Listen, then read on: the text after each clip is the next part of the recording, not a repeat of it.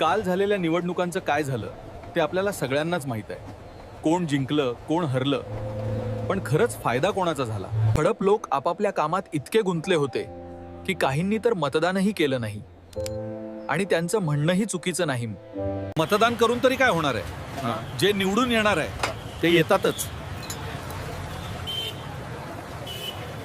पैशाच्या जोरावर काही तर बिनविरोध निवडून येतात. लोकशाही कागदावर राहते आणि सत्तेचा खेळ वेगळाच चालतो. पण या सगळ्यात एकच गोष्ट सतत घडते.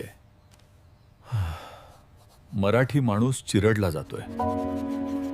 हळूहळू पण ठरवून. मराठी माणसाला मुंबई बाहेर ढकललं जातंय. मुंबईत घरांचे भाव मुद्दाम महाग ठेवले जातात, कारण मुंबईत घर असणं हे मराठी माणसाचं स्वप्न आहे.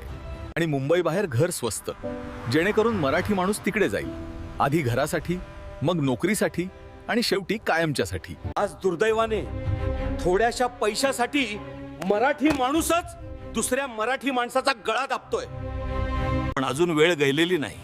स्वतःला सुधारा, चूक ओळखा आणि आपला मराठी तोरा वाचवा.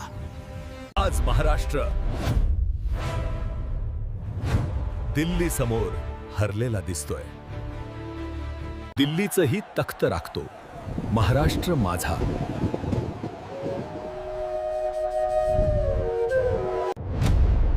हा आवाज नाही उठला तर उद्या उभं राहायला जागा उरणार नाही.